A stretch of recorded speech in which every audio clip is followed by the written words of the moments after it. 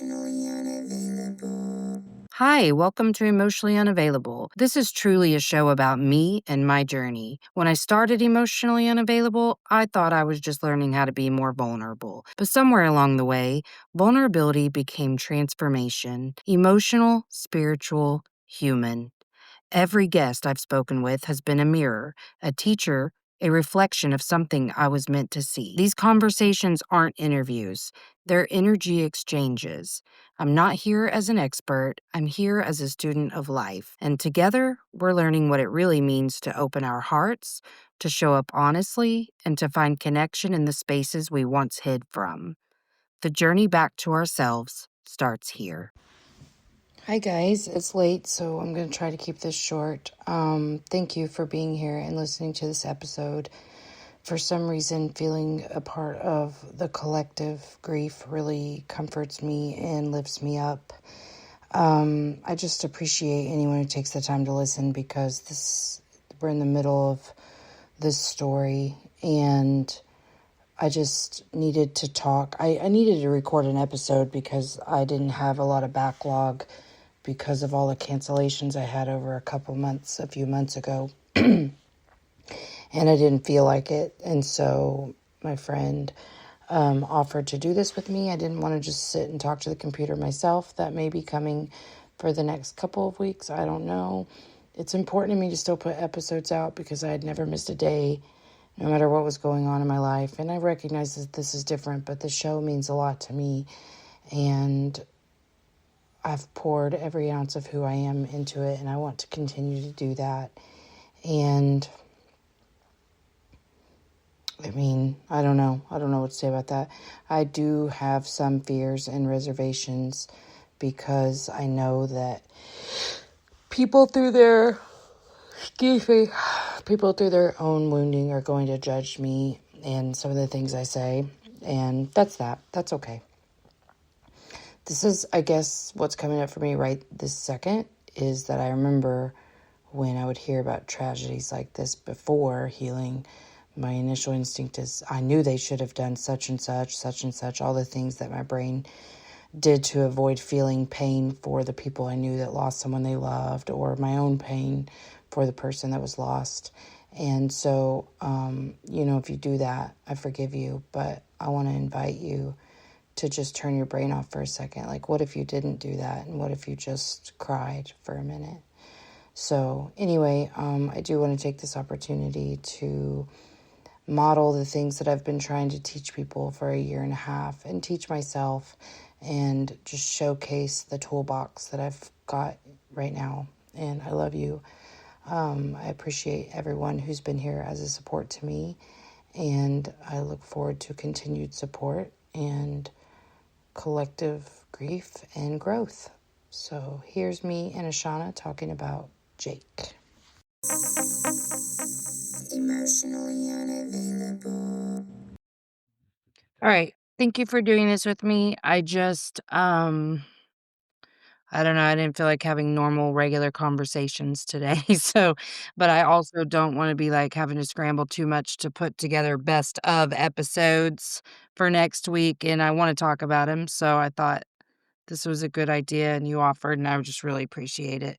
Today I'm really tired. I think I'm more of the soul tired because I got decent sleep last night, but I had a lot of quiet this morning. Bryson finally slept through the night and slept till this afternoon, so I didn't have him. Everybody in the house kinda slept in, and I didn't, and, the phone calls and texts have slowed down. So, I mean, I don't say that to make anybody feel bad, it's, like, just how that happens, but I didn't realize how busy I was those first few days, Yeah. 'cause there was the funeral shit, man, I have been a part of funerals before, but I guess they just protected me from this part because 3 fucking hours that first day was, and I would never have gone without eating, like, we were lucky because the we weren't sure when the medical examiner was gonna release him. They said Monday or Tuesday, but I called this one funeral home that someone recommended. I was like, "Sure, it's close, and I want it to be close for his friends." Yeah. And so I was on my way there when the medical examiner called and said they were releasing him. So, but it was also upsetting because I was like, he's going to be brought here while I'm here. I knew I wouldn't see him, but still. And then also, it's weird how, because I worked for hospice for so many years. And one of the things that I used to tell people is we're going to take really good care of them. Like when the funeral home was coming. I guess I just instinctively knew that that was something, and now I felt so weird because, like, even in the house when the medical examiner came to get him, I found myself saying the weird shit people have said to me? So I was just like, "Make sure you drive safe with him," stuff like that, and I was, like, nervous about him being in a car again already. 'Cause I liked knowing where he was for the first time in God knows how. I mean, I could see his location anytime, but I never knew what the fuck he was doing? So, anyway, that Monday, I mean, we didn't sleep all of Saturday night. I think we maybe got an hour. Mhm. We I got wondered. Yeah, we maybe got, another hour Sunday night into Monday. So then going to the funeral home at, like 1, something like that, 1, yeah, 1, and I hadn't eaten a damn thing because I forgot to. I was having a lot of trouble eating those first few days, but I was trying to eat at least, like, a bite of a hash brown. Salty potato stuff was, like, tolerable, so, Mhm. but I forgot to do that, and then we're deep in the middle. I was like, "I need a snack." Like, I'm getting agitated, and I'm about to go the fuck off on people, so, like, I need to eat. And the funeral director was scrambling to find a snack. I'm like, "Why do you not fucking have snacks Why around?" that's my question, like, wait, they didn't have food there? No offense to Right. them, like, you know? Well, I got a lot of offenses, really, but I mean, they've done a great job, but there's just been several things that I'm like, I would have done that so much differently? Like, for Yeah. instance, you know, like in grad school, we were taught never hand a crying person a tissue because it brings attention to the fact that they're crying instead of just a natural process of releasing and stopping when you feel ready. First thing he did was hand me a tissue box when I started to cry. And I was like, "Note." It was weird how much shit I was just like, "I would've done that better, but whatever." Like, it's been a really weird thing where your brain just, like, is constantly divided into, like, logic versus whatever world it's, like, in to Mhm. protect you from this, Mhm. you know? It's Yep. really strange. I I mean, I've known grief, I've known loss, but this truly, I couldn't even measure it because this is the first time I've even approached loss in a healthy way. Like, I'm not trying to run, I'm not trying to dismiss myself.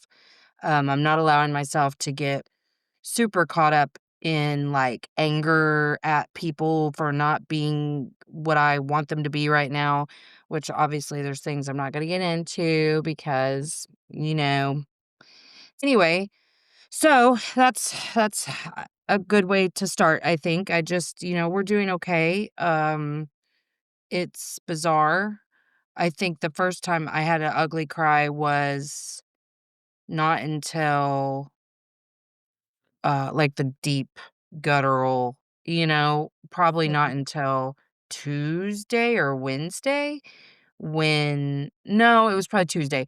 Yeah, his little martial arts place did a tribute to him. Mhm. And at the end, it said "forever in our hearts." And there was a couple things I was like, because he's gone forever, and I haven't allowed myself to do too much of that because I know you have to just be here? Like right now it hurts. I can't pre-hurt for the years that are coming without him? Yep. And also it was just so fucking surreal because I've seen tributes like this a bunch of times, and I was like, that's my fucking kid that people Yeah. are creating a tribute for, like, it's so weird.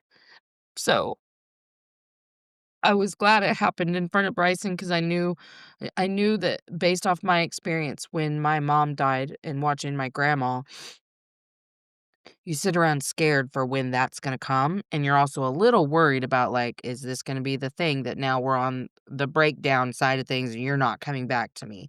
Yep. And I had been just, like, preaching in the be in your heart, and if you're not feeding this shit with thoughts, it's gonna pass in 90 seconds, and it's gonna come back, maybe in an hour, maybe 4, who knows?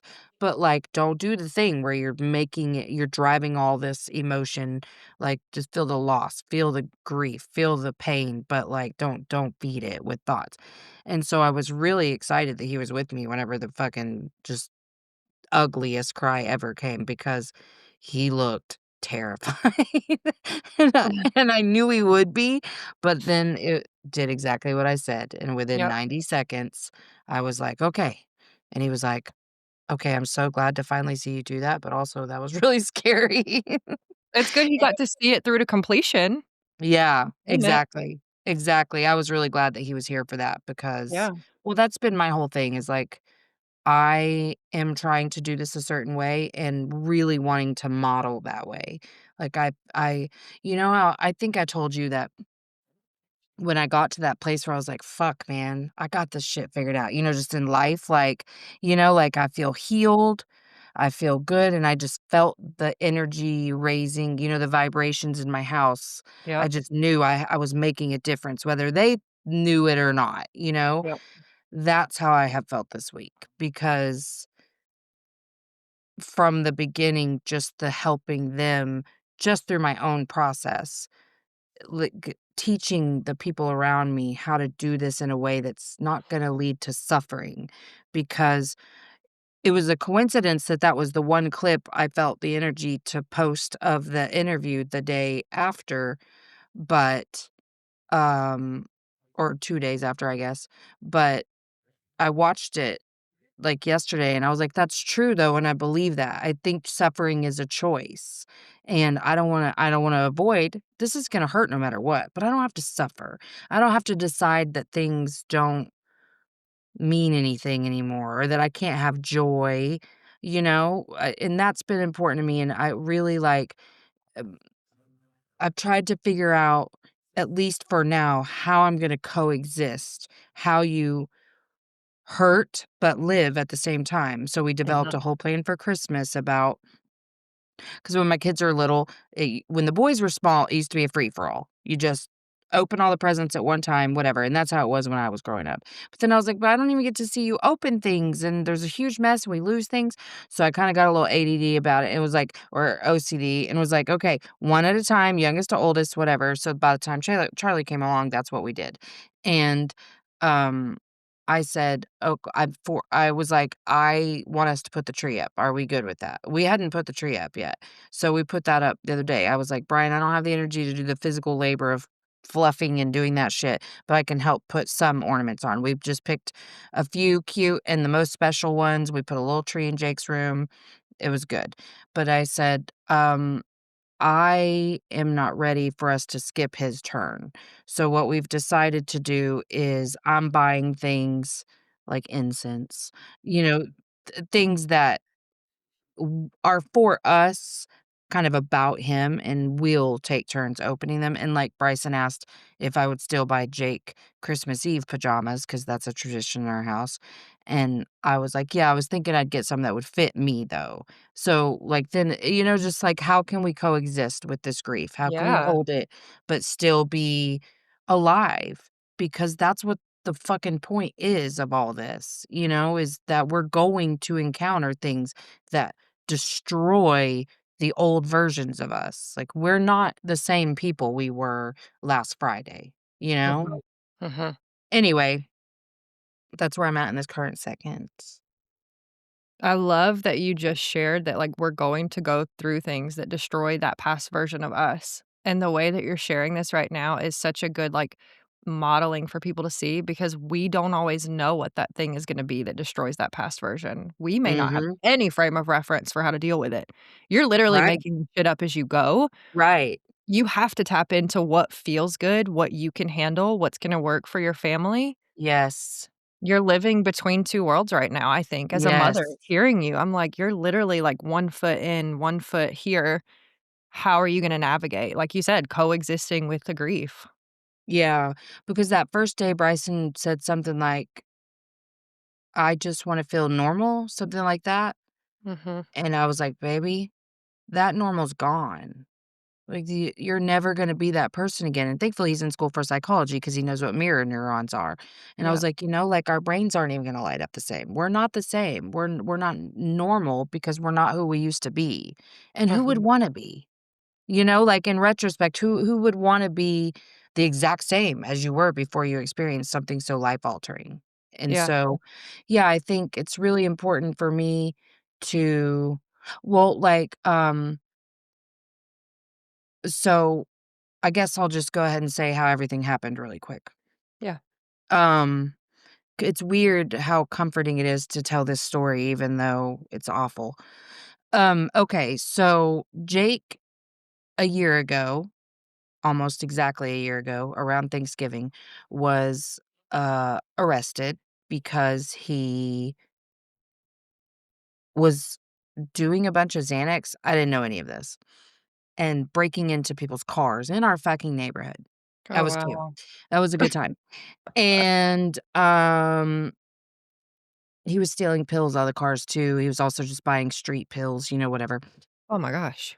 And it was at that time that I was dumping out all the stuff, find all the pills. I mean, so many pills. Yeah. And he gets out of juvenile detention. He spent Thanksgiving last year in juvenile detention. We had all this probationary things we had to complete together as a family, like even counseling, all the things. But sometime within the first couple of weeks of being released, he got a little too bored, and if I'm not mistaken, he posted on accident on his public Snapchat story him with a gun in his bedroom, and I was like, "The fuck?" Yeah. And I knew where the guns came from before because that was something I found in his room from all Mhm. the shit he was stealing out of people's cars. I went in there and I was like, "Oh, great. Okay, so he's back. He hasn't really stopped this." You know what I mean? Mhm. And I told him, like, when it was a 4-day process because once he started, he too high to realize, and he's taking more and more and more. It was, Yeah. like, 4 or 5 days before he was back to normal. It was really scary. I bet. And, after that, he said, "You're right, I'm not doing Xanax anymore because I I I I'm not responsible, like, once I get too high, I don't recognize what I'm doing and I take too much. And then I, break into people's cars and, do shit like that." So, I really didn't think he was doing anything like that. I mean, really, he had a goal of getting to graduate high school. He went to the alt ed after that. He did really well there, finished within a couple of months, if even that it probably finished the rest of high school within, like, 6 weeks. Just had a lot of plans, goals, like, just trying to accomplish one thing after another. Got to graduate. That was a big stressful thing because some of his charges were gun charges because he had guns on him that he had stolen when he got arrested, and pills. There was, like, 7 felony charges on him when he got arrested. And I'll let you know that this is the first time I've talked about this publicly one other time on someone else's show because I knew nobody from my family was gonna watch it, Yep. and I vow to be, like, really honest, so it came up and I talked about it. My ex-husband didn't know anything from the time Jake was suspended in ninth grade for, hitting a weed pen on the bus. I didn't tell him anything because I just didn't feel like he had the capacity to hold any of this and help us. Like, he he is who he is, and I just didn't feel like it would be good, and I was so worried about it becoming, like, a source of gossip, and I was Mhm. still really unhealed and I was ashamed, of my failures, and I think that's ultimately why I didn't tell people, but it's why I didn't tell them about how much we struggled when he was 4, 5, 6, 7, 8. His whole life was a struggle? Yep. So, anyway, Plus the things have fear. been Don't forget the fear, right? Yes, I mean, and the as a fear. mom. Well, and you know how, like I don't know if you're like this, but sometimes when I'm very afraid, I can't say it out loud because it, like, makes me hysterical, you know? Yep. So it was that too. So, yeah, it was all my own fear, all my own shame, and I just didn't tell people. Like, very few people I had a couple of friends I felt comfortable telling because I was starting to learn to be vulnerable in this last couple years. But even I just wasn't telling people what was going on. And, I mean, I was kinda open on my show that, we were experiencing stresses with him, but I didn't talk about what. For one thing, I also wanted to protect his privacy. I mean, at this point, Mhm. he's an adult, and I don't have the right to spread his shit everywhere, you know? And so, um recently, in the last couple of months, I started to feel like he's a little too high. I knew he was using weed. I didn't give a shit about the weed. Mhm. But he had also, met someone who kind of um liked alcohol more than he did, and so I knew he was drinking more than he used to, so I thought maybe I didn't know him on alcohol, so I was Mhm. like, "Maybe this is just that?" I Yeah. knew in my spirit that wasn't it, but it was easy to just be like, "Okay, I guess it's just Everything's okay if alcohol." it's this. Yeah, yeah. Yeah. Um, it was just he just didn't seem right? There was a couple of nights of, like, super clear, sober that we really enjoyed, but then he moved out into his first apartment. Didn't go very well because he just chose, a roommate who just couldn't deal with the responsibilities and whatever, and he couldn't afford to do things on his own. So he was only out 2 months, and then he moved back home. He'd only been home about a month, and but I knew he was struggling with having to come back home, but I was just always walking on eggshells around him because I knew that, like, I just agitated his spirit a little bit, because he didn't wanna hear what I had to say, and so I was just kinda like I was letting him, like, lead where we went together, Mhm. and though it hurts to know that, I don't regret that because that's what he needed in that moment, or at least I felt like that's what he needed. In hindsight, I could say lots of different things, but Yep. it's what it felt like I should do at the time. And then yeah, that Friday night, his car also just broke down like in a really bad way because he's working automotives, and when he was changing his oil, he didn't screw the cap back on, and so he blew his engine. He Wow. screwed it on, but not tight enough, and, there was just other things wrong with it and stuff, so it had been broken down about 5 days, maybe a week when he died, and that Friday night, I went to bed 2 nights in a row. I tried to go to bed at a decent time, but my house was just a little bit too warm, so 2 nights in a row, I got up to turn the heat down, and both nights I got to, like, say something to him because he was with Brian and Bryson, and that night, I did that, and they were all up. I don't know what I think I was getting vape juice for my vape or something from the living room too, since I had to get up for the heater, and they were all in the living room just he was kinda nodding off and shit, but he was like, "Hey, mom, I was just talking to Brian and Bryson about maybe for Christmas instead of the other stuff, could you go in half on this really good used engine?" And we were looking at it, and I was like, "Oh, well, that sounds great. Like, you can actually get it for this cheap? Yeah, like, yeah, I'll be happy to do that. That'd be great." And he was really happy, and he was saying he was gonna detail his car, and he said, "Imma quit smoking in it." And I was like, "Sure, sure." And then that was kinda it. I was like, "Good night, guys, love you." Well, then the next day, I went about life as business or life as usual, and I went to the gym. Took me forever to talk myself into that. I canceled an interview I was supposed to do on someone else's show intuitively, and I didn't wanna keep ignoring it because all morning I was warring with myself, and I know that the rest of the day wouldn't have gone quite like how it did if I hadn't done that, and I'm glad if it had to go this way that it went the way it did, but, um, I went to the gym and then I came back and I was really proud. I almost went to his room then because he was someone I could be like, "Guess what I did?" I went because Bryson's supposed to be my fucking workout buddy, but he's not always like a super reliable one. And so I loved being able to tell Jake, like, I went without Bryson, and he'd be like, "Mom, I'm so happy for you?" So I almost went to his room then, but I didn't. I got ready and I went to do Uber Eats so I could make money for Christmas. And I worried about him the whole fucking time. I kept checking Life 360. I knew he was home, but Mhm. he wasn't like moving. And Brian referred to him as a shark. If he was awake, he was going. Like, he was asking Mhm. friends to come pick him up? Yep. And so I just kept checking my Life 360 while we were gone. And the last delivery I made of that day was in his best friend's neighborhood, and I had the eeriest feeling. Like, I had been really worried, but I had started having nightmares about him. Like, there were all kinds of things leading up to this that I fucking knew. The week Mhm. before, I was planning his funeral in my head. So, not to say I haven't done that in the past and I wasn't right then, but it was like Well, I think honestly, this is the place that I was always so afraid we were gonna end up, you know? Yep. And so I got home and I hit the preheat button on the oven and started to wash my hands because I was gonna make these sausage balls for, like, a recipe I hadn't made before for dinner because while we watched the Thunder game. I was so hungry and I wanted that so bad. And I said, "Hey, any signs of life from Jake today? Like, has he come out of his room?" And Brian and Bryson just, like, it got silent because it just hit them that they hadn't seen him, you know what I Mhm. mean? And Bryson said, "Oh, he's here? I didn't know he was here." And I was like, "Yeah, he's here." He checked his location, he saw he was here, and he was like, "Oh, shit."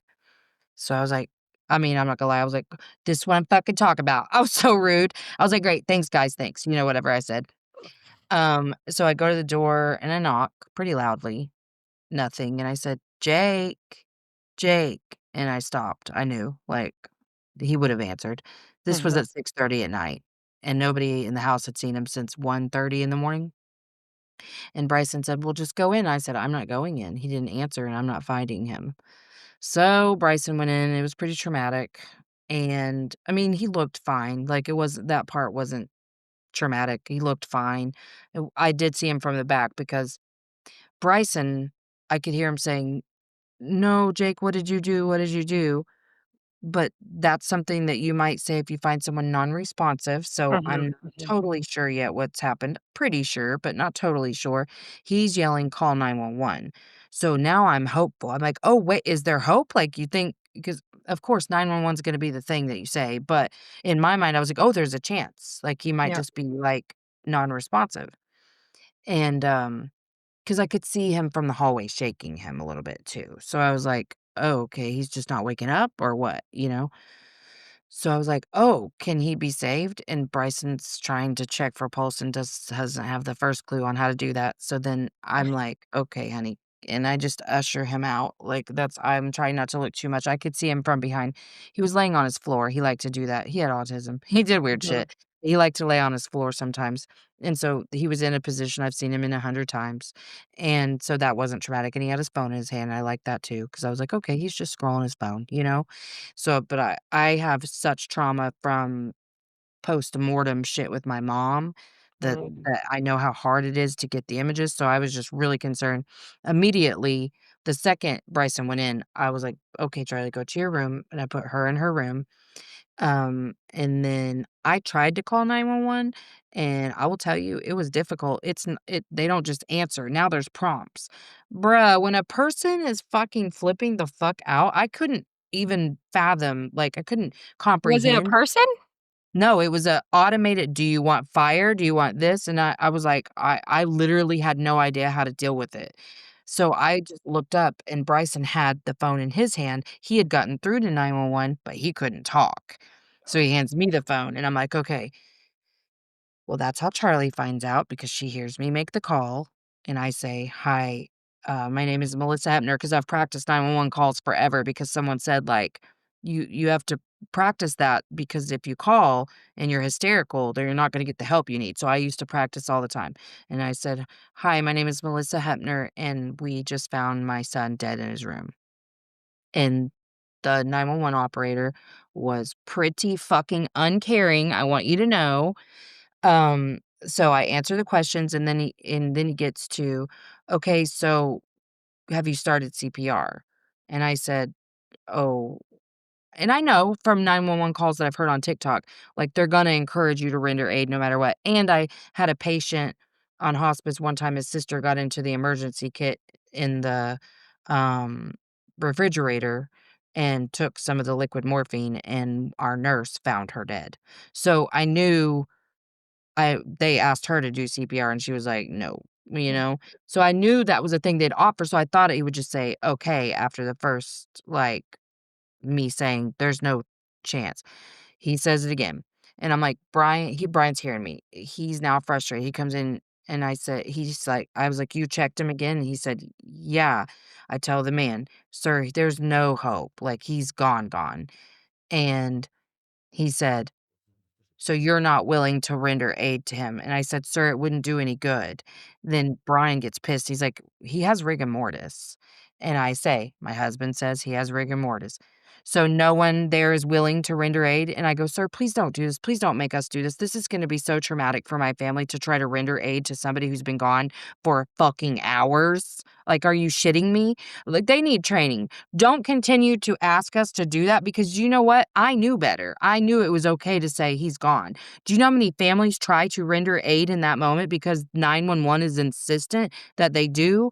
Oh my God. But I've also like Or at practiced least not word it differently, like, no one is right. willing to, like Yeah, no, I'm not willing to put my family through the trauma of trying to save the life of somebody who's been dead for fucking hours. No, I'm not willing to do at that. any point before that, did he reassure you that, like, help was on the way? Like, any kind of assistance, anyone else who would come and help with the situation? No, I'm so not until sorry. the end of the call. He said, once that part was over, like, about the renegade, he was Yeah.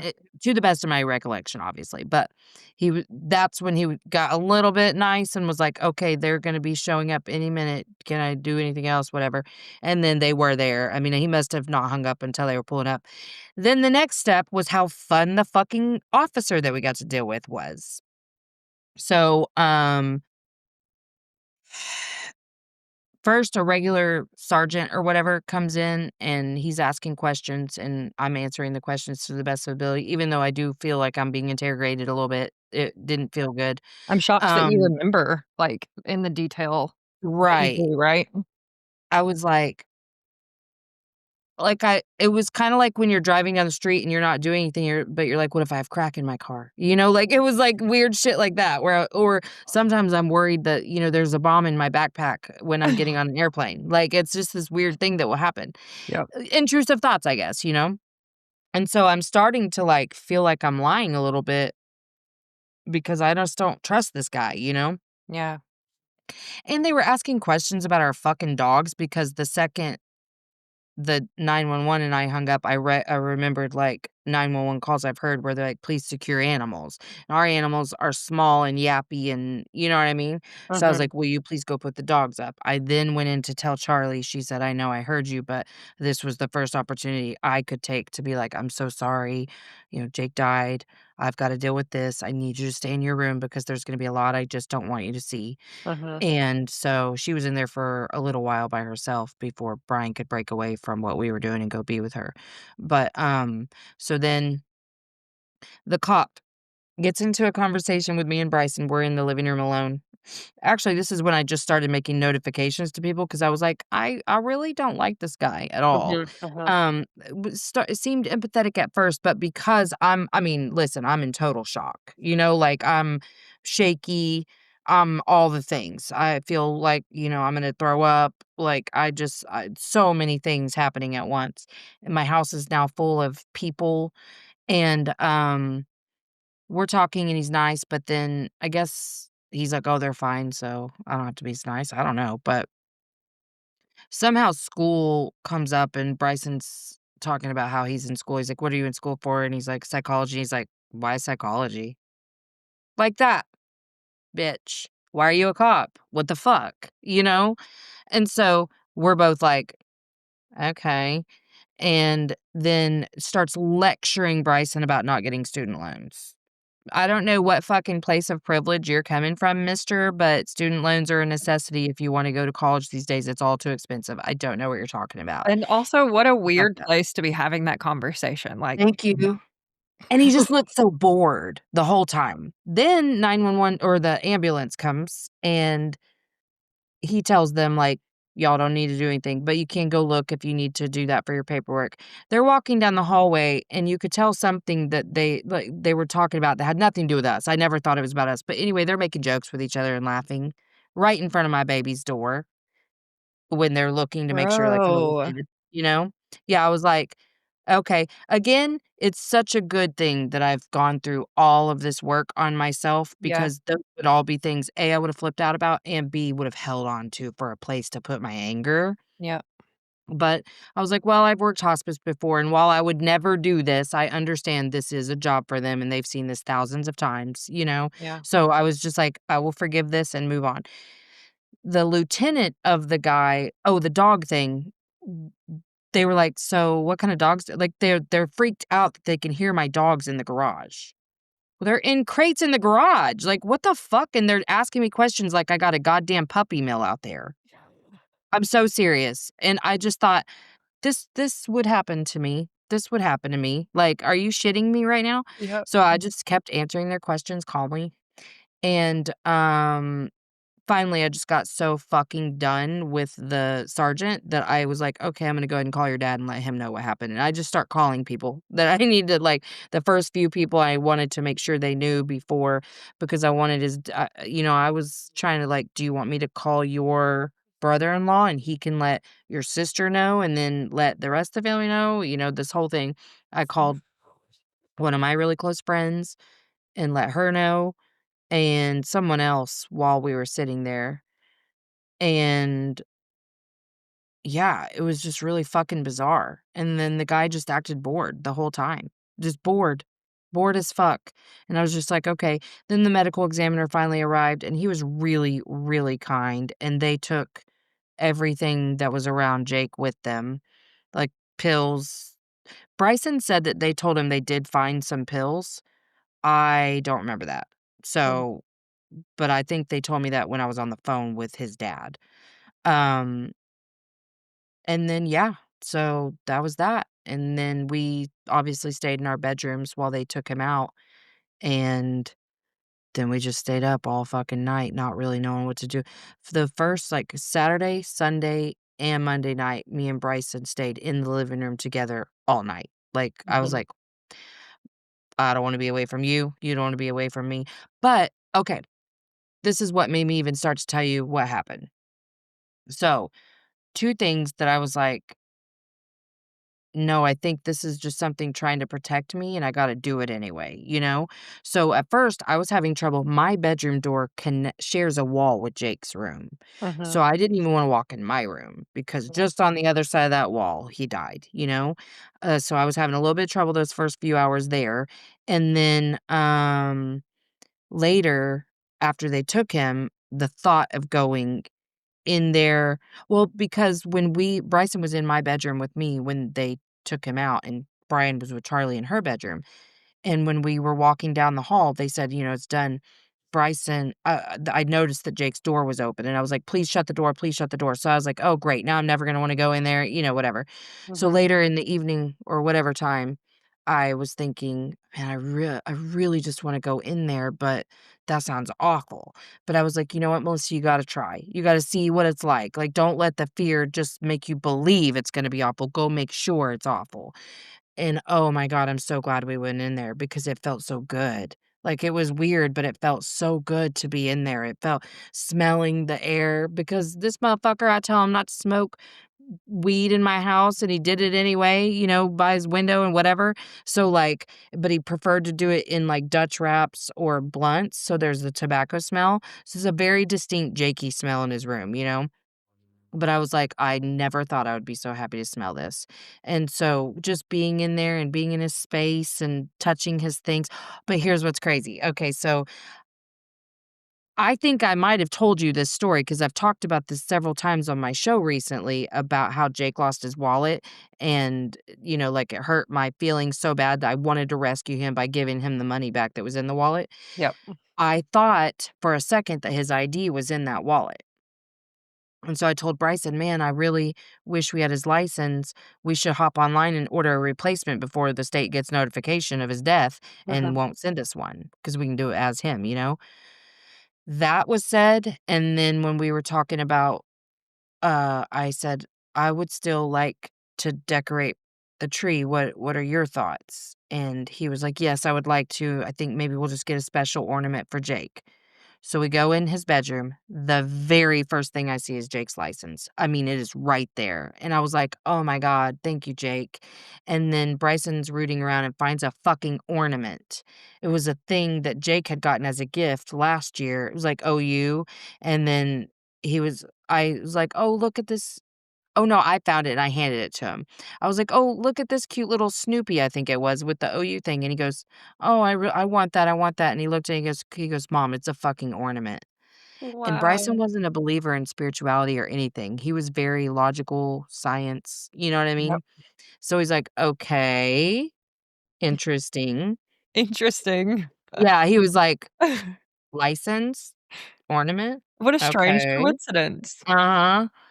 So then the next day, I was finally able to get a hold of Jake's best friend. That was awful. I made all of the notifications except for Bryson with his friends. To the point where the worst part about it is everybody was like, "Are you fucking kidding? Is this a joke? Is this a joke?" Like, I could hear the gasp, like, catching their breath and then saying, like, "This is a joke, right?" You know, all the denial shit, all the whatever, and I'm just like, "Stay calm," because my little brother was super fucking traumatized by our paternal grandma, obviously, when our dad died, and he was home alone. And she called and she just lost her shit when she started telling him, and she's like, he's dead, your dad's dead, your dad's dead." And so I never wanted to be the person who told someone that way, you know? Mhm. And so I just tried to just be outside of my body during those calls. You know, like, I was like, "I don't have to experience the feelings of this. Like, I just need to make the notification and get through it." So I did, and I made all the notifications, but my ex-husband was like, "How are you so fucking calm?" And I was like, "I'm probably in shock." Like, and then so he was scared. Oh, my little brother took it. It was awful. That one broke me. But he was scared from my mental health, and then my friend came over, the one that I called, she came over the next day, and I was laughing about my brother being like, "I was really fucking scared for you because you were just way too calm." She goes, "Oh, no, I was really scared too, because like, you were not, you were just like, 'Yeah, so here's what happened,' and just very, like, factual, you know?"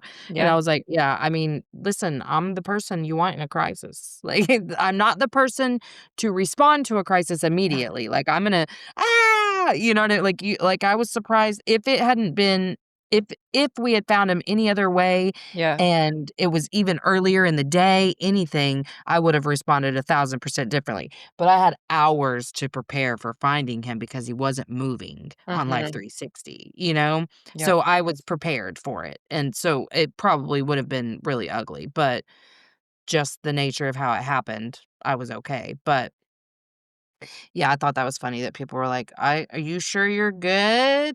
Listen, when And you told me, I literally my first response was, "What?" Because I was like, "She's not yeah. serious right now," because the way that you said it, I was like, "That was very calm. That was very." Yeah, I I had to know, read it and it's so again. awkward to say it because I would prefer to just be like, "So my son died," but I'm Yep. trying to, like, you know, be fair to people who aren't expecting to receive a message like that, you know Yeah. what I mean? Yeah. Yeah, And and so it's then like, don't read it like that. Let's go a couple soft sentences yeah. and he died. You that I think that's the word that my brain like, I had to go back and read it a few times because 'cause I'm like and my brain could not correlate that word with your son for a second, and I was like, Yes. "No, that's what she said," like and so then and I don't know if you've noticed this with other people, so maybe giving you space to feel into this, but, like, messaging you also feels like it should be weird, and I'm like, I'm still the same person with you, I'm still talking to you the same way, but I'm like, "Is she okay?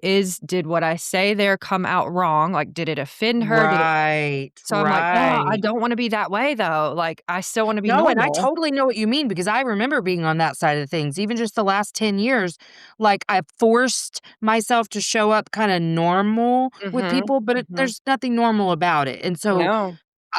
for the record, you haven't said or done anything that's upset me. It's all been very kind, loving, supportive, compassionate, exactly what I needed, so, Does it like, feel like people are talking to you differently, or can you understand, like, in that moment, like, it this is really doesn't feel that way. I feel their pain when they Mm, talk to me, like, yeah, I feel it, yeah, but not, that's okay too, like, I don't, and it helps actually to know that people are hurting, like, I don't know why, I don't like it, I don't want people to hurt, but yep, also it helps because it feels like they cared about him, yeah. you know what I mean? So it's like, it's this weird, like, I'm not in this alone, I guess, because, That's the thing I've told you before is that my neglect wound made me walk on this earth believing that I had the weight of the world on my shoulders to carry all by myself. Yep. And truly, this is the way I would describe how I felt the second I found him, which was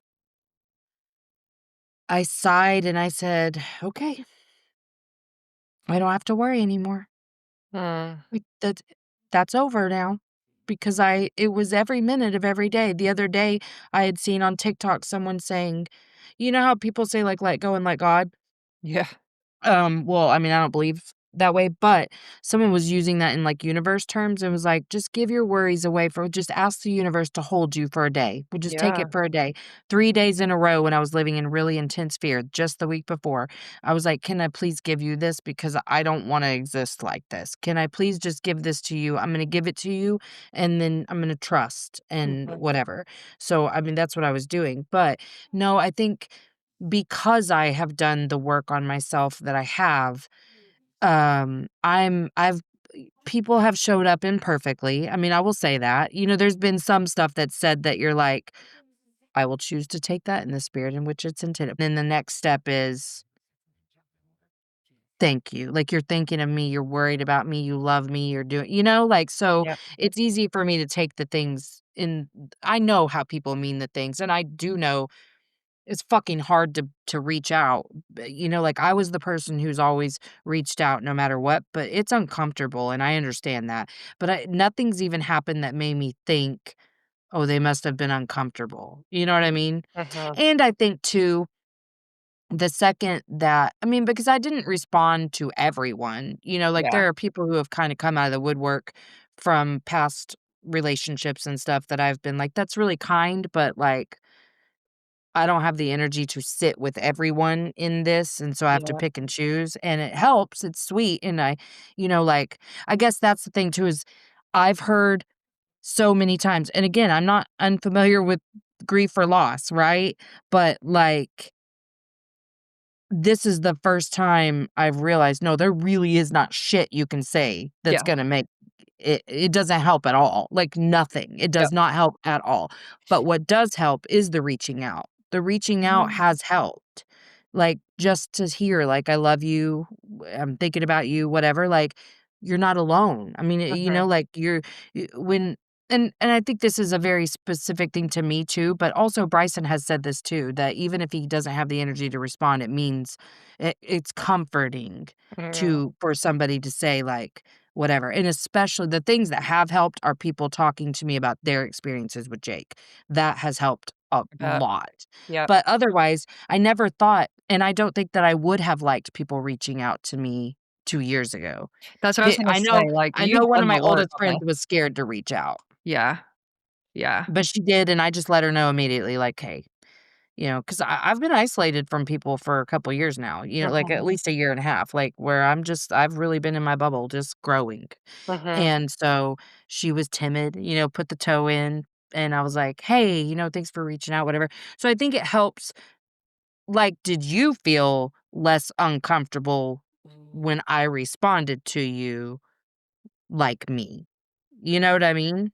In a way, yes, but I was also hyper aware of, like, "Oh my gosh, now I'm just putting another burden on her where she has to respond a certain way." So it was very much like, I want her to know that she can respond however she needs to respond, as long as she knows that someone is here, and I know there's other people here, right? Like, it's not just me, but, like, I can't Yeah. do anything to help, so and I want to because I love you. Yeah. So, I Yeah. guess it's just like this however you need to show up, I want you to be able to show up in that way, and it's hard to say Yeah. that sometimes, right? Like, you're allowed to fall apart, you're allowed to be fine, like, of course she is, but how do how do you Well, convey that? yeah, and I mean, also, I think for me, because this is where I've identified a protective layer, um, people saying that too much got a little overwhelming because it Mhm, was like it felt like for a minute and some people said it, let's say, in a little bit more of a demanding way or an mhm. assumption kinda way, to where that was overwhelming because it was like, I am showing up the way I feel like showing up right now. But, like, today, someone texted and it was the first time in a couple days that I had heard from really anyone. Um, and she's like, "How are you?" And I told her, and it wasn't good, like, I said, "Today is harder. It's quiet and still this morning, and that's been hard, and I've never really been away from him very much. I went on a trip to Argentina one time when the boys were little, longer. I didn't plan it. It's a whole story, but, I was away from him then. Otherwise, I didn't, like, spend that much time away from my kids, you know? Mhm. So, like, we're at a week now. I can't think of a time other than that time that I haven't seen him in a week. Yeah. So, the missing him is settling in, and it was quiet, and I was just like, "Oh, I've been distracted, and that's Mhm. why I didn't feel this yet." You know what I mean? Yeah. And I'm dealing with intense fear when Bryson leaves the house. Oh, I bet. So much so, I was I've today was really the first day, like, that I actually, like, scrolled on TikTok for a while. Last night, I got on TikTok, and, I said to myself, "Maybe I'll get a sign from Jake," and guess what? 2 TikToks in, this TikTok said well, basically, the story was, "My son died, his brother was traveling in from out of town and fucking died." Stop it. No, And my that was kid not a sign from Jake. That was a joke. No, I know, but I closed it out immediately, but Bryson was gone, and I was already worried about that because when we went to pay for the funeral, we put a deposit down on the plot next to him for Bryson. That's what he asked to do because he wants Mhm. to make sure one of us will be he wants it to be him, but if he got married or whatever, he Yeah. just wanted the plot, and it was really cheap to put the deposit down, it was like $200. And so I was like, "Hell yeah, let's do that, let's do that." But then within 8 hours, I was like, "Is that foreshadowing?" Like, I started to panic a little bit, so I've had to work on how to, like, relieve that anxiety. But Yeah. then he went to his grandparents last night to watch the OU game against Alabama, motherfuckers, and, I was scared because they live 30 minutes away, it was dark, and so after the TikTok, I sent him a message, and I said, "I'm really anxious right now. I just saw this TikTok, blah, blah," and he's like, "Okay, mom, I promise I'm gonna drive slow. I'm gonna pay attention," and I was like, yes, you have to pay attention. Don't be crying in your car. Like, you gotta be focused. Please just get home." Yeah. So, that's something I'm now gonna have to live with is, like, Mhm, mhm. But I love that is you can communicate it to him and he understands, right? Like, yeah. so Yeah, we have so many conversations because I used to be like that all the time where Mhm, something would hit me out of the blue and I'd be so scared that mhm, mhm. one of them would die, and I recognize my nervous system's freaking out. Like, I was having a lot of problems with, like, not, like, shaking, like, my hands inside, I was trembling Yeah, inside yeah, a lot, and I needed a nap, so I grabbed a weighted blanket that I got for Jake a couple years ago. I actually think it was behind him helping, like, something he was leaning on, but I grabbed it because I was like, I need something, I mhm. needed pressure, and it helped. I laid with it I took, like, a 25-minute nap that day and with the weighted blanket, and that really helped. But those are the things that, like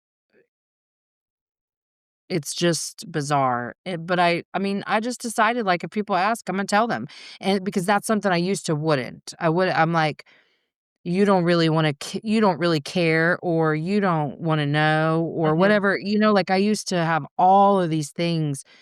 That's why I was so fucking reactive all the time, because I had all these thoughts that just made me so agitated, and now Yep. you even trying to be kind to me is a threat to my Oh, yeah, survival. and nobody cares about you because, like, then nobody's asking or, like, nobody wants to hear it, and so it's like Yes, that's the thing is that, of course, nobody was asking. I was so fucking mean to me if they did, and Yep. then I'm like, "Nobody cares. Everybody hates me. Everybody hates me." Yes.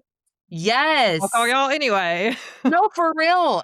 Really, that's something I had just unpacked in the last 6 fucking weeks. Yep. So, like, I'm so grateful that I did because, again, like, I just feel the love coming through. I don't no if anyone has been awkward, I didn't notice. Like, Good. Like, Yeah, I mean, I promise you, like, people have, just so you know, but I know that now I know that you know that it's out of love for you, because this yes. isn't something that you expect to go through, so, like, there's no frame of reference for you, for people around you, like, what the fuck, you know? Yeah. Yeah, So and I haven't had a friend, like a super close friend, lose a child. Yeah. And I know this is the thing we all fear, but I mean, the thing I didn't post on my status when I was letting people know, like, you don't have to worry about me. Like, I understand you're gonna worry, but please know, like, I'm as good as I could possibly be right now, you know? Yeah. But the thing I didn't post when I was saying that week, I was saying, like, "I'm enough, I can get through anything because I'm enough." It was because of the fear I had around Jake, and I said to myself, "Even if Jake dies," and I decided right then, like, "Yeah, I can. I can get through that." Now, last night, I had to remind myself I'm enough even if something happens to Bryson, but, like, because that was the thing is I was like, "Mm-mm, mm-mm, no, not 2," and Yep. then I was like, "Well, I guess I just need to surrender right here, right now, like, that Yep. I don't get to control any of this shit," you know? But I think what's really helped me too, those people that I just told you I just love so much, like, my most viewed video up until my post about Jake, that's meant a lot to me. My post about Jake got so many fucking views, Yep. and I'm like, "People are carrying with me." That helps. I don't it's weird, but it helps. I had people on Um my page sending Yes, condolences. They're like and people don't even know you, and, like, people right. care, right? Mhm. And people caring just means so much. Like, because, I've been feeling all this oneness ever since I really got spiritual. Yep. And now I'm actually a part of a one. We're Yeah. all collectively grieving this one person Yep. in different ways, but it's still a collective grief. And I feel very held. I mean, literally, I feel like I'm lifted. It's Mhm. weird, Mhm. and I don't believe that that's just because it hasn't set in. I believe it's I've made very active choices, Yeah. not to dismiss. I will cry. I will do anything, but like I have sat with it as much as I possibly. Like this morning, I was like, fuck. Okay. Okay. These are the times whenever it's quiet like this. You just feel it, sis. Because I'm going to get to have conversations that lift me up and give me joy and do whatever. And then there's going to be times where I'm hit with the fact that it's been however long since I've Mhm. seen my son. But that's another thing I'm doing is I'm trying not to count days, hours, anything like that. I'm just not getting wrapped up in the thought spirals. Mhm. Mhm. And so um, whenever I posted that, I really was just like, I don't want you guys to be scared. There's a difference between, like, feeling for me and Yep. being scared for me, Yeah. because this is everybody's worst nightmare. This is what all moms live in fear of. Not maybe an overdose, but, losing your child. And oh, sorry. Okay, yeah, my brain is really I'm still trying to catch up on sleep. I know what I was telling you. Okay, that couple that I told you about that I really loved that did that card, um, this book, Play Your Cards Right, Yeah, yeah, yeah, yeah. and, like, Oh, you you got the determine your book. life path. Oh, yeah, I bought it immediately, Okay. and I started going through it immediately because I wanted to see what Jake's place in my life was, because you can Yeah. see what their life card is and where that fits in your plan.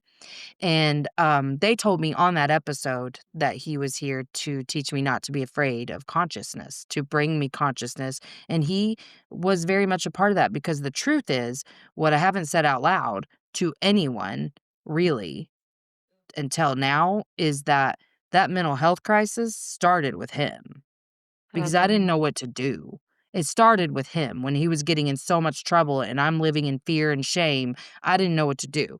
So, he was very much A part of that. catalyst. Yeah, and Wow. so that and he was spiritual. I've told this story 1,000 times on my show, but when I had, multiple ahas in the spiritual awakening process, I was very afraid I was in spiritual psychosis. Mhm. And, we were driving down the road one day, I was like, "Jakey, do you think I'm schizophrenic?" Because my brother's schizophrenic. Yep. And he was so earnest and sincere, which I didn't get, like, that much from like, he didn't do this a lot. Like, my kids make fun of me a lot, because I'm irrational sometimes. And so I was, kind of expecting that, but he looked at me so sincerely and he said he thought about it. He really took in the question. He could see I was very afraid. Mhm. And he said he was 16, and he said, "No, I don't think you're schizophrenic. I think this is a new belief system for you, and it's a lot to take in and process, and I think, yeah, you're gonna be fine. You're not schizophrenic." I Okay, know. Buddha. I Like, know. Exactly. It was Wow. wild, but it helped. It was the only thing that made me stop being so afraid of that. Yep. So, like, I absolutely at first, I was like, "Was this just a free will situation?" But I after having talked to his friends, because that's different for me too. I don't let people in my house, which has caused lots of issues in my relationships in the past because people wanna take that very personally, but I am like a perfectionist about like, I just don't like it's a protection layer. I'm scared of people being in my space and judging me. Not really anymore, I've worked on it a lot, like, I've started letting Charlie in the last couple years have friends over as much as she wants, and that's really helped. Yeah. Um, but I had that same thing, so I'm like, "Kudos, go you," 'cause I Well, yeah, I've been working on it because I wanted her to have it different because I didn't let the boys have friends over and it hurt them. Yeah. So I was like, I wanna do it different. Look at And you. I knew what was driving me to do it, and I didn't wanna be that way anymore, you know? It was just another way to keep myself separated from people. Yep. So, his friends asked, "Can we come be in his room?" And I said, "Yeah, come on over."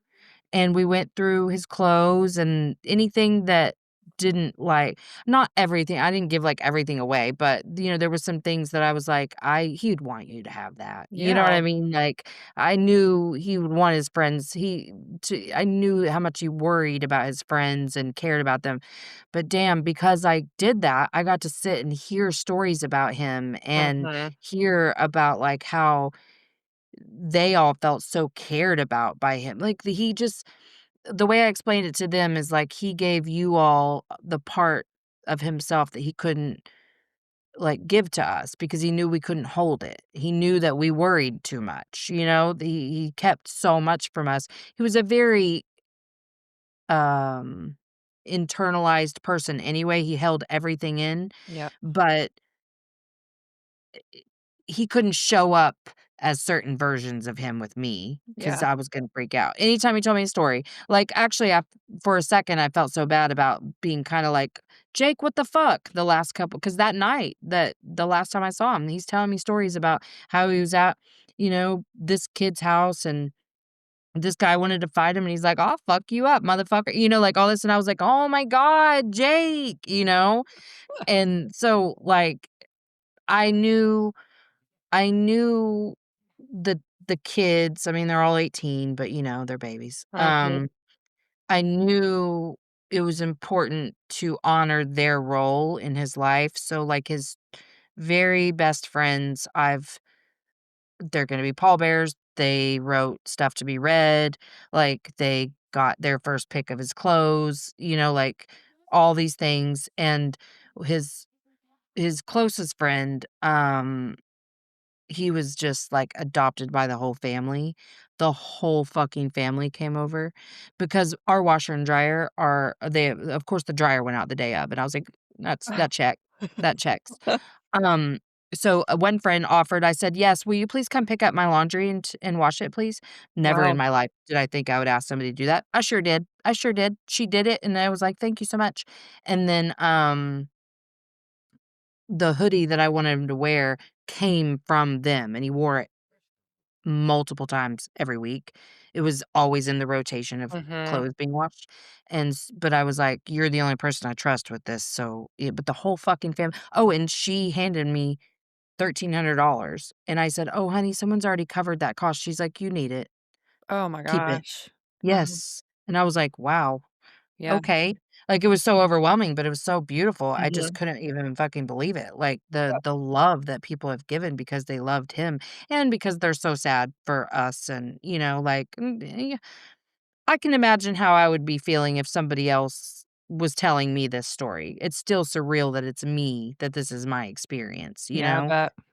But, yeah, no, I it's been really nice. They've come at first, uh like, because one of his friends, every time I'd be like, "Yeah, I really appreciate you." Like, I love hearing these things. I like getting to talk to his friends, whatever. He'd give another friend my number, and that friend would be because they need me too. It's like Yep. they need that connection with Jake? Yep. And so, like, I'm getting all these text messages. That's who I prioritized in terms of, like, responding to, I love but they'd that. be like, "Honey, you don't know me." And I was like, every fucking one of them, I'm like, "I know who you are." Like, he talked about you. Ex-girlfriends, like, I Have they did make told you any stories that you didn't know about him that you were like, "What?" I'm trying to think. Well, Bryson told me that, not too long ago, Jake borrowed my car and did donuts in a parking lot. Um, I'm sorry I I was took your car. exactly, exactly, That's coming exactly. back around for you. I was like, "Really? Okay." I was like, "You Funny. motherfucker, you fucking did donuts in my car?" I love And it.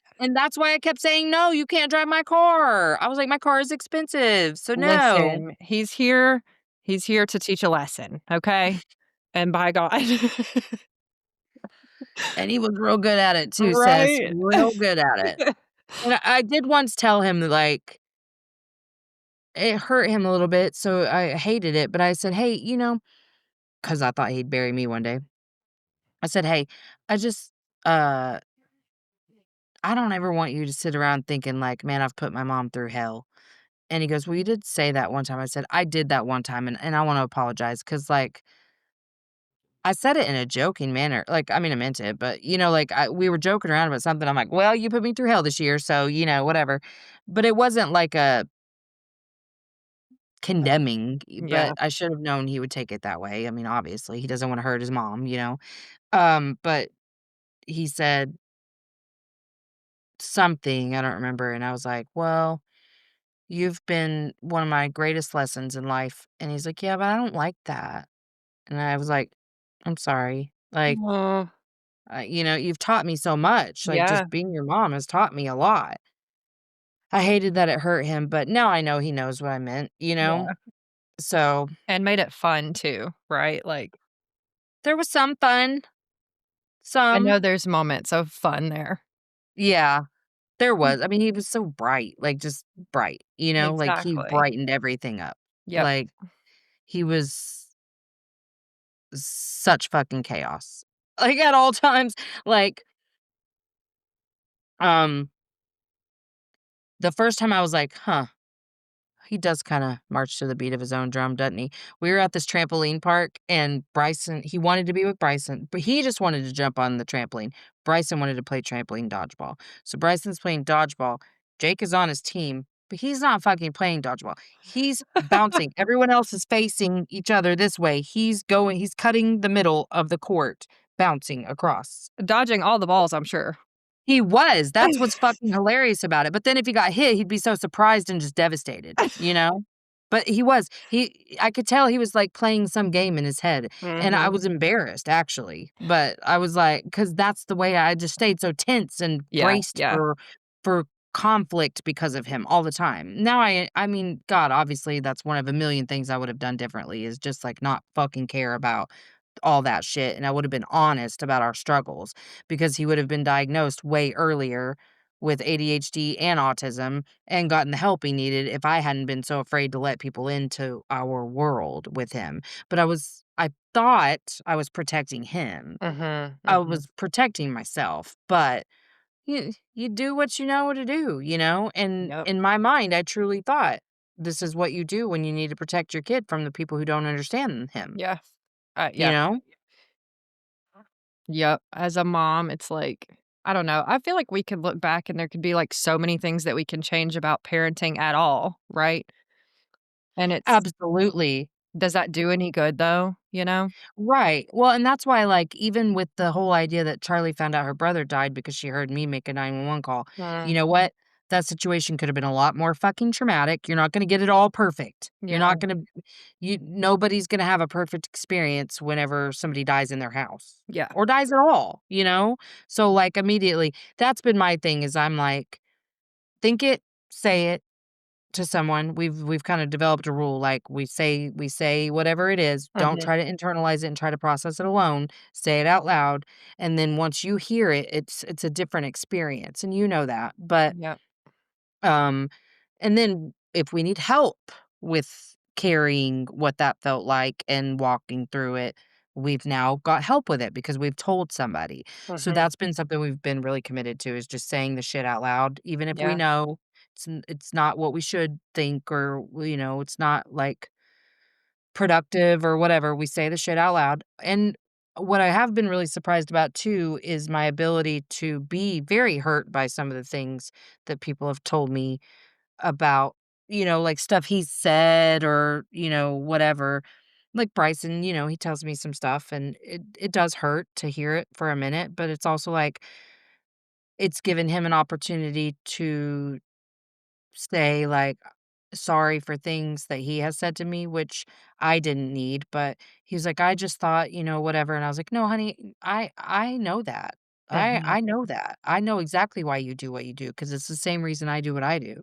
So I don't take your shit personally, honey. Like, Yep. I've been sitting here waiting for this level of consciousness, to for us to be able to communicate, Yeah. and that's what's been beautiful, is, like, it was immediate, like, once he shifted into, like, a belief, he can hear me, Mm, and it's wild, and so then I started thinking, "Nope, I think this was the way it was always gonna be. I think yeah. this was his," that we don't grow from sunshine and rainbows, and so for whatever reason, this was his contract with us. This was gonna be the only way, so, um if you have to lose a child, at the very least, he's helping people in such a big way because people are making very different decisions than they were a week ago.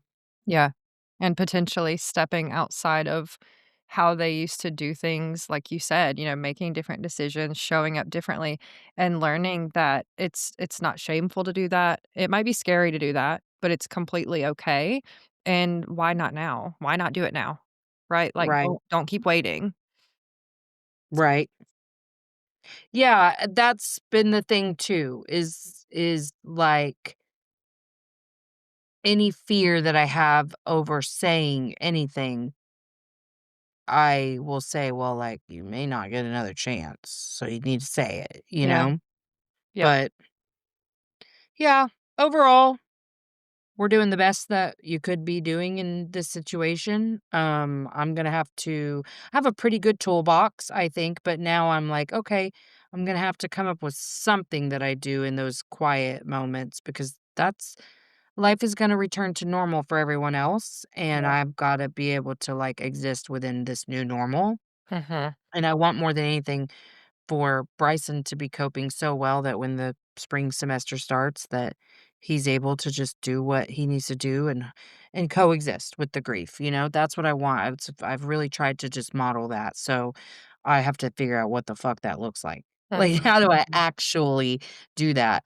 Because I was just sitting there and I was like, "I'm just really sad right now, so I'm just gonna be really sad right now." So that's what I did, and then after a little while, I was like, a little escaping on TikTok won't hurt me too much. I did clean, not like a ton, but I was like, "Damn, we have really fucking just been throwing shit around in this fucking living room and kitchen." So I got that cleaned up and that felt good because I just know, a cleaner space just helps you kinda think better. So I did that and I had the energy for it. So that was great. I Mhm. was grateful Mhm. for the energy. I couldn't believe I had the energy for it. And then just kinda scrolled on TikTok and then it was time to get ready for this, and I was excited. Get ready. I did take a shower because I needed one, and I did wash my face for the first time in a few days. My forehead is so dry from not washing for a few days, and I hadn't brushed my teeth in a few days, so I did that. I appreciate it. We got glammed up for this. Listen, I put Yeah, dry shampoo in too, so just look at me with I did do skincare. I put my little skincare on, Now I need to put some more moisturizer up here because the dry skin is driving me fucking insane. I have you think always had dry skin, or is that like a as we're aging, our skin gets drier thing that you've noticed? 'Cause no, I always have. I used to have oily Ever skin, since I and now took it's dry. Accutane in high school. Oh, okay, yeah. Mhm. Hmm. And, even with drinking the hydration pack, Mhm. I'm just dehydrated. Yeah. So, I don't know what that is, I because mean, I've been drinking water. stress. Yeah, I'm thinking your body just doesn't process things correctly when you're really stressed. Yeah. I was just thinking about calling Hoover. I thought that was so cool. Mhm. You were how I found out. So, I was like, "Oh my what?" So, I Yeah. went to the GoFundMe. I've seen her do that for people so many times, so I wasn't surprised at all, but I guess I was a little surprised that she actually saw the thing and did it, but Mhm. that made Bryson really happy. Like, he was just, like, calling he's telling everyone, like, world famous author Colleen Hoover. Yeah.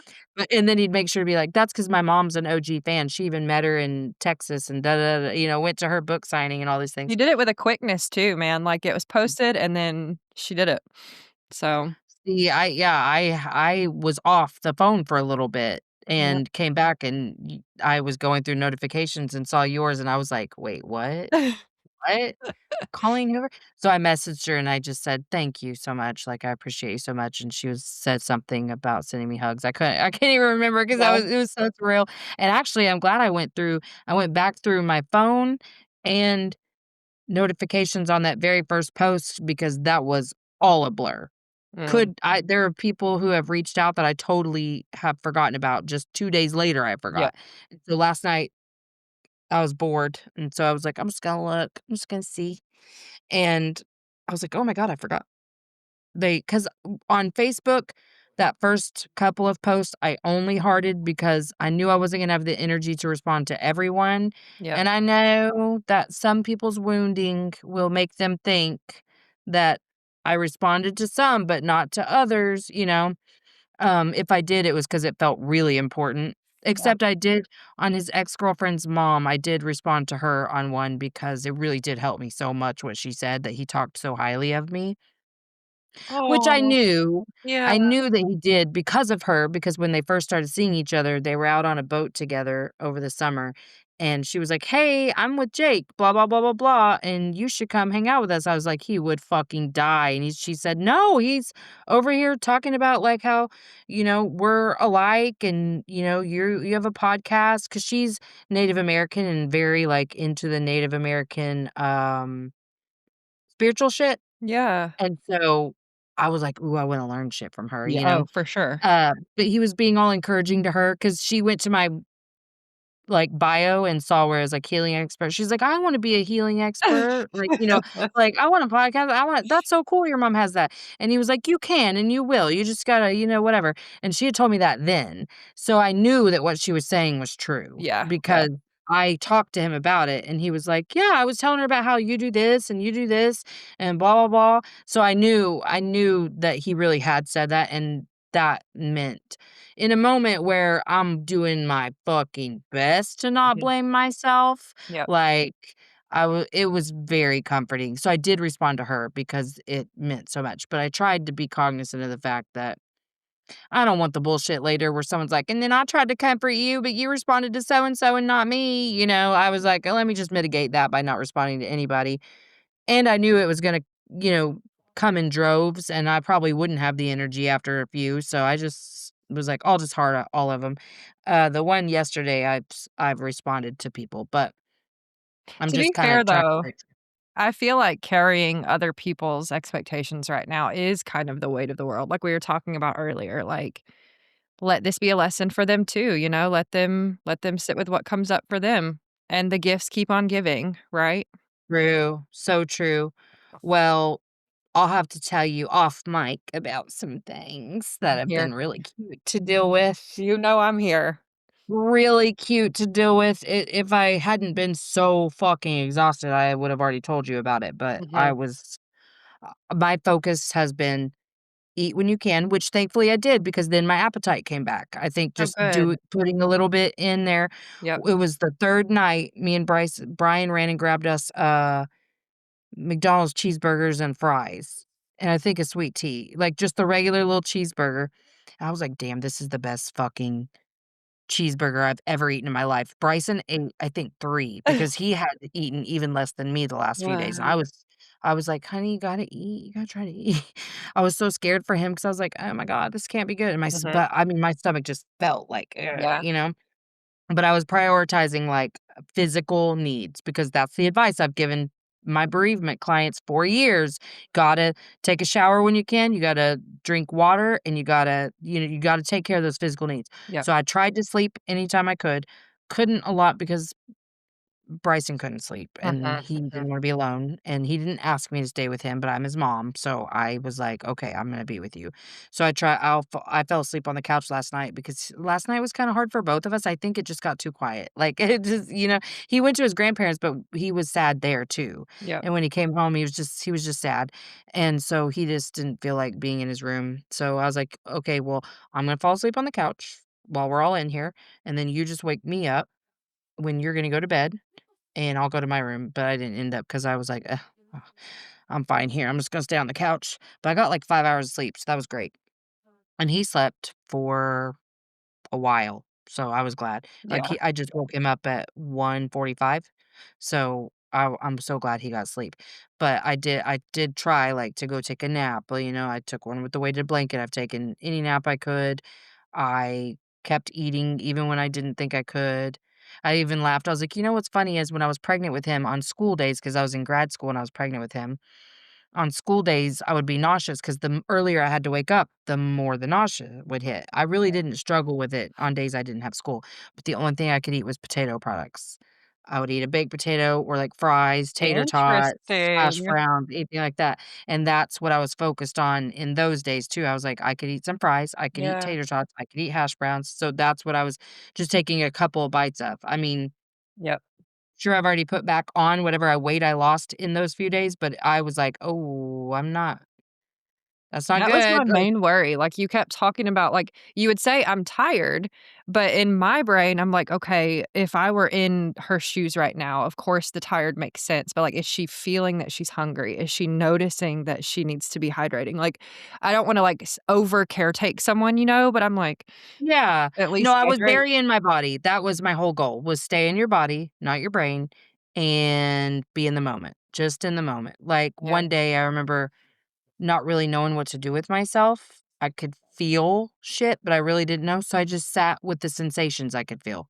Like, I literally was just like, "I don't really know what I'm supposed to do right now, so I'm just gonna notice things in my body." I love that. I did that for, like, 30 minutes, just Yeah, sitting there breathing, noticing what was happening in my body, because I really didn't know what to do, but I yeah, was like, "That felt like a good thing to do," so that's what I did. So that's what I've really tried to do, and it's helped because I can't push myself beyond a certain limit. yeah. Like, the day we went to the funeral home, because we were approaching 48 hours on 2 hours of sleep, I was not in my body Mhm. until I was forced to be, and then I was like, "Go get me a fucking snack." Yep. And then that was the only day, though. Then I got better about, like, "Don't do that again. Don't leave the house without eating, Mhm. even just a couple bites." So, no, I have been very in my body, just noticing and taking care of whatever physical needs need to be met as much as I can. I mean, I'm not gonna do it perfectly, Yeah, yeah. but I'm feeling, like, proud of that, like, I'm super that there impressed. I think the reason is because I know that all the shit I've been preaching for this year and a half is true. It's fucking true. Don't be This a is the toolbox, you know what I mean? don't be a This is the hypocrite. toolbox. Yeah. Yeah, because I want that. I want a happy, joyful, meaningful life Yep. regardless. I want that. And I would have been triggered to hear somebody else say that. So I want anyone that listens to this to know, I hear you, Mhm. like, I'm sure actually that I'm this conversation is going to make people worry more because Yeah. I am so So okay. You know what I mean? I know that. But trust, just a couple hours of silence this morning, and I was like, "This isn't good. I don't like this," you know?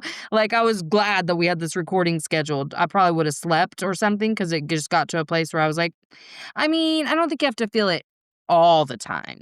Sometimes it's okay to go take a nap or something. Like because it was like an hour where I was just like, I'm pretty sad right now. Mhm, Okay, mhm. I guess we just be sad.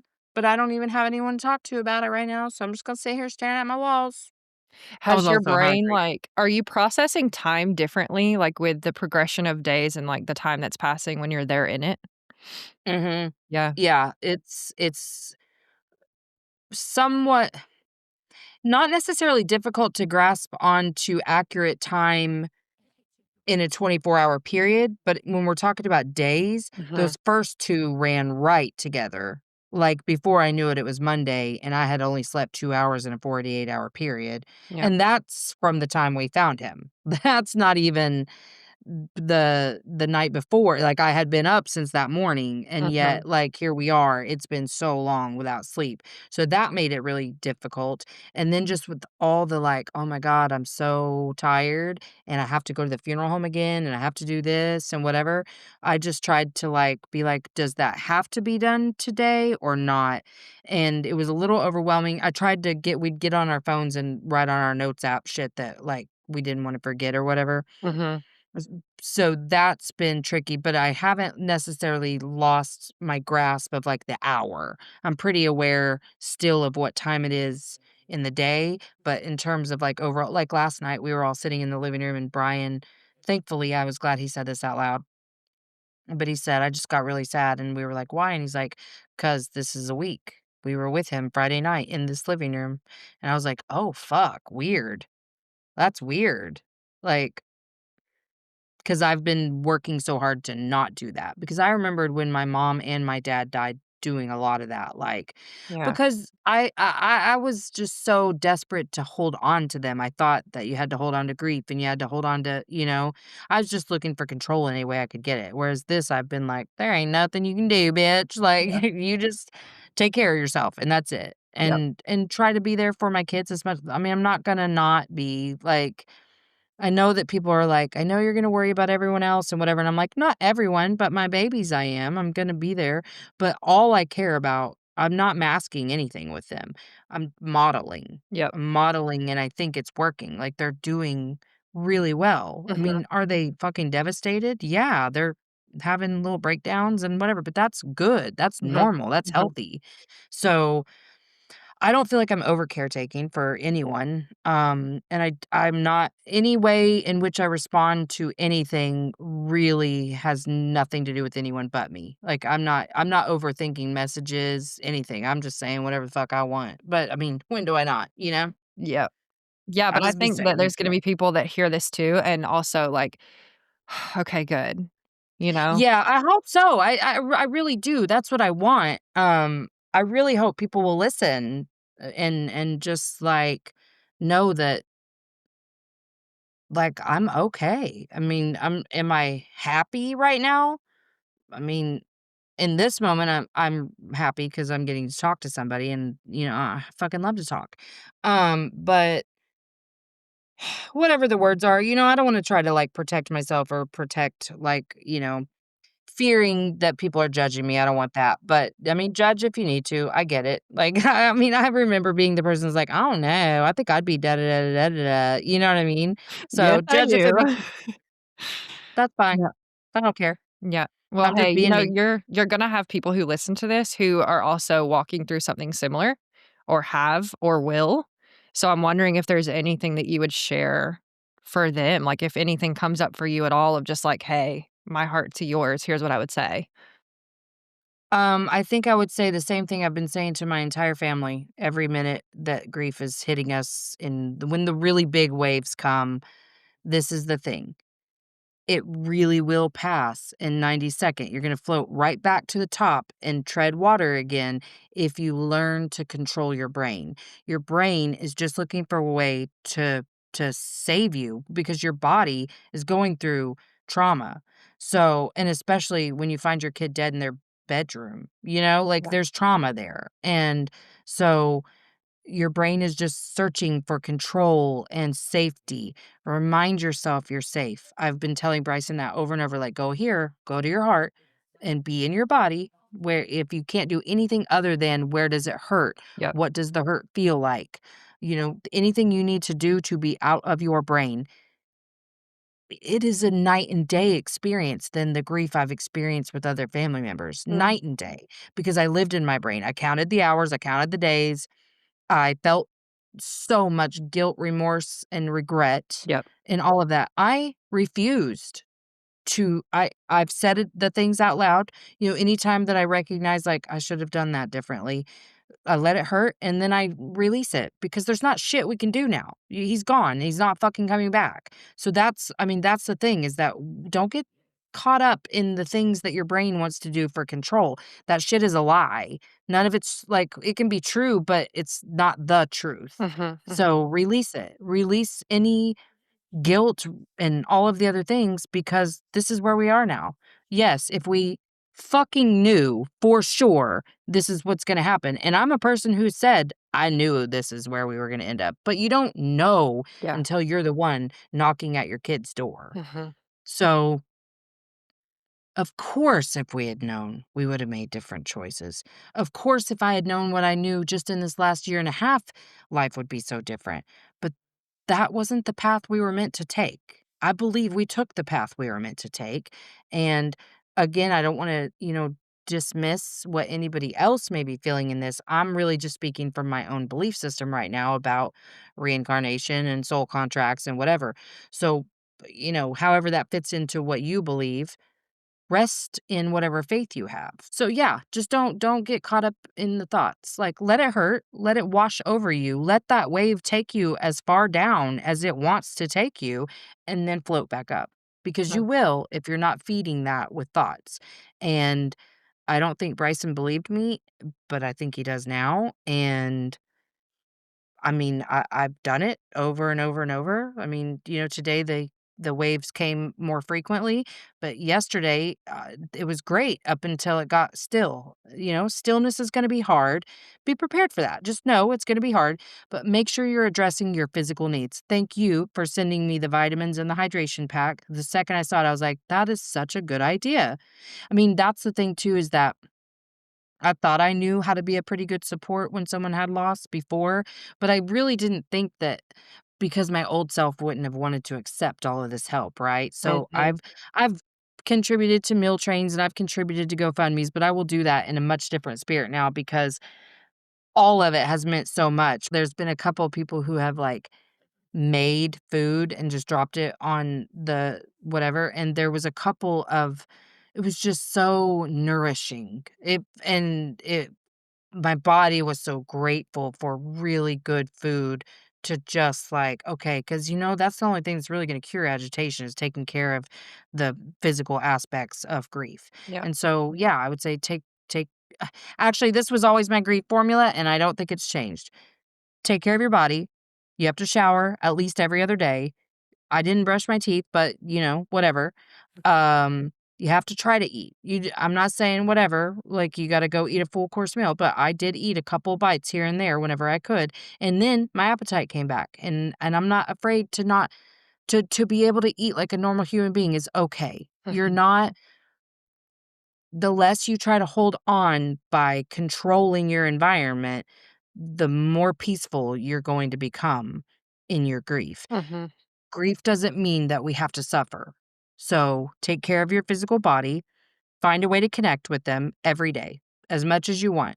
Acknowledge the loss, acknowledge the space that they've left. That's why we are opening presents. Like we're going to open his presents and we're going to do whatever. We're talking about him nonstop. Connect with them. Look for the signs. There's been so many that it's been wild, and I'm so grateful for that too. And right now, I can't even remember the third one because it's been so long since I've given the speech to a bereavement person. But those are the two big ones for me right now. And let people help you because it really is helpful. Like let those people in. Understand that if you don't have a desire for them to, you're just trying to protect yourself. Like you're not used to being vulnerable. You're not you might have like a tough man complex. I did. I wanted to be seen as strong and whatever. And you know what? I am fucking strong. For a minute I didn't want to be labeled as that because I wanted to find that softness and tenderness, but now I've found a way to hold both. Yep. And I I guess it makes me strong to choose joy and to choose healthy. I want to feel this as much as I'm supposed to, but I'm not going to suffer. I'm not going to allow myself to suffer. Am I going to hurt? Yes, but that is very different than suffering. Yep. And I would say that if that's not your choice, then you just you're leaning into the lies that your brain is telling you. And that's okay. Just stop doing that. Like figure out how. There are so many people out here that know what that's like, even if they don't know what it's like to lose a child, and don't quantify what what somebody knows just because they don't understand your loss, you know? That's been the surprising thing for me too, is with this new tenderness and softness that I have and able to be receptive to the people around me, I don't think in terms like that. I don't think like you have no idea what you're talking about. Oh. 'Cause I knew what I was talking about before this, and I'm fucking relieved to know that the tools that I was putting in my toolbox all these, months, they're there. I'm accessing them. They're working. Like it is what it is. And I'm not suffering. So that's what I mean when I say I'm okay. I'm not suffering. Am I hurting? Yes. Is this awful? Yes. Would I take all of the fear and stress that I've lived in for the last couple of years with him over this? Yes, I would. But this is where we are. I'm very accepting of the fact that I don't get that choice. That choice has been taken now, and now I have other choices to make, and I wanna make choices that impact not just me, but this is the way we change the world, Mhm. is you learn how to sit with feelings, and then you go change the fucking vibrations of the world. I have this 23-year-old who's now even more solid because 'cause he's been in school for psychology, but he didn't really know what he was gonna do. The path is creating, Mhm. it's forming, and he knows we've been talking about scholarship funds in Jake's honor, one to his little martial arts place and one for, like, just kids with autism, like, people like Jake, the high functioning who just don't know how to fucking feel like they're accepted and loved by the people around them. I know that he struggled with that. I know that's what he was running from. Yeah. I tried so hard to teach him, but it was what it was. I was his mom and he wasn't gonna listen to everything I said. But just lean into your support system. They wanna help and it helps them and it helps you. Shit. I'm about to ask his best friend's mom to come pick up some laundry for me. So that's what I would say. And I'm just grateful for you giving me this opportunity because I didn't wanna just talk to the fucking computer. Oh my You know what I god. mean? That'd be Like the worst. yeah, yeah. That's why I'm like, "Ooh, I hate solo Yeah. episodes." Yep. Alright. Well, I love you, my dear. I love you. Thank you for trusting me with this. Absolutely. Thank you for being a person who's so trustworthy. Okay, I'm gonna push stop. Hold on just one sec. Hey, make sure you've given the show a 5-star rating on whatever platform you're listening to if you haven't already. And check out my website, empoweredwithmelisahepner.org, or my link tree on Instagram at melissa.hepner to check out my latest offers or workshops. All right, that's it from me. So make sure that you check out the show notes for links. And until next time, let's all just keep swimming. INDEPE and cut.